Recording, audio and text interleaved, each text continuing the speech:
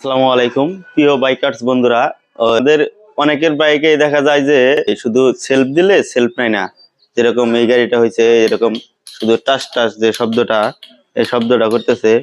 আর এটা করার পিছনে কারণ হচ্ছে যে এই যে এটা হলো এই গাড়ির স্টার্টার। তো স্টার্টার কিন্তু করতেছে, কাজ করতেছে, শব্দ করতেছে। তো আমরা এখন চেক করবো যে আসলে কি কারণে সেলফ নিচ্ছে না। এজন্য আমরা আগে গাড়ির ব্যাটারিটা মেপে দেখবো যে ব্যাটারিটার ঠিক আছে কিনা। তো ব্যাটারিটা দেখার জন্য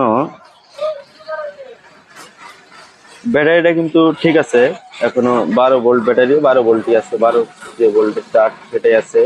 তো এখন আমরা দেখবো যে এইখান থেকে স্টার্টার দিয়ে লাইন পাস করতেছে কিনা, এটা দেখার জন্য আমরা এখানে এখন এই সুজন কাকা একটু সেলফটা দেন তো, সেলফ চাপ দেন, চাপ দিতে থাকেন। হ্যাঁ, এই যে এদের লাইনও কিন্তু পাস করতেছে। তো এখন আমরা দেখবো যে সেলফের যে মোটরটা আছে এই জায়গায় কারেন্টটা পাস করতেছে কিনা, এই জন্য দেখার জন্য এই মিঠুন একটু এই ভাষা আসো।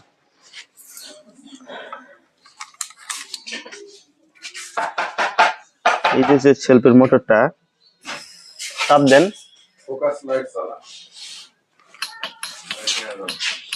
হ্যাঁ, এখানে লাইন আছে।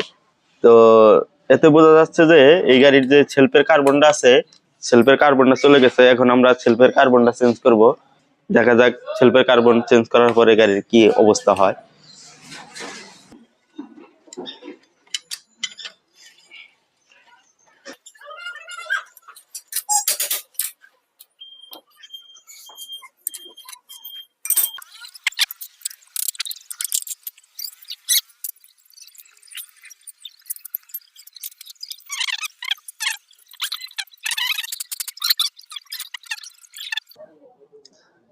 দেখেন যে কার্বন কিন্তু এই যে একটা মোটামুটি ইটা ঠিক আছে, তো আর একটা কিন্তু একদম শেষ হয়ে গেছে, এই দেখেন অবস্থা। তো এই কারণে আসলে সেলফ নিচ্ছিল না। আর এই গাড়ির কার্বনটা যাওয়ার পিছনে আরো একটি কারণ আছে, সেটা হচ্ছে এই গাড়ির যে রোটারটা আছে, সেলফের যে রোটারটা আছে, এই রোটারটা কিন্তু পর্যাপ্ত পরিমাণ ক্ষয় গেছে। এই দেখতে পাচ্ছেন যে কি পরিমাণ আসলে রোটারটা ক্ষয় গেছে। এই ক্ষয় যাওয়ার কারণেই এই গাড়ি কিন্তু এখন আমরা যে কার্বন লাগাই দিব, লাগাই দেওয়ার পরও বেশি দিন এই কার্বনটা লাস্টিং করবে না, কারণ ওই যে রোটারটা কার্বনটারে খাইয়ে দিবে অতি দ্রুত। সেক্ষেত্রে এই গাড়ির যে মোটরটা আছে সেলফের, মোটরটা চেঞ্জ করে নিতে হবে। তো আপাতত আমরা এখন যেহেতু জন্য কাজটা করে দেবো যে কিছুদিন চালাক, কিন্তু মোটরটা অবশ্যই চেঞ্জ করতে হবে।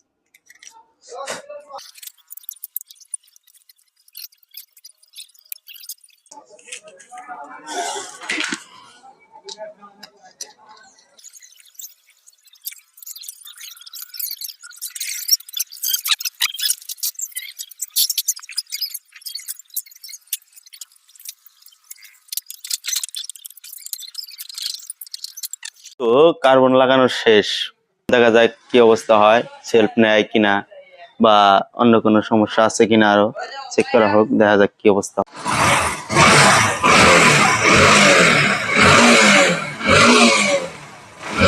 ভিডিওটি যদি ভালো লাগে লাইক কমেন্ট শেয়ার করবেন আর সবাইকে দেখার সুযোগ করে দিবেন। আর ইউটিউব থেকে যদি দেখেন তাহলে আমাদের চ্যানেলটি অবশ্যই সাবস্ক্রাইব করবেন। ধন্যবাদ সকলকে।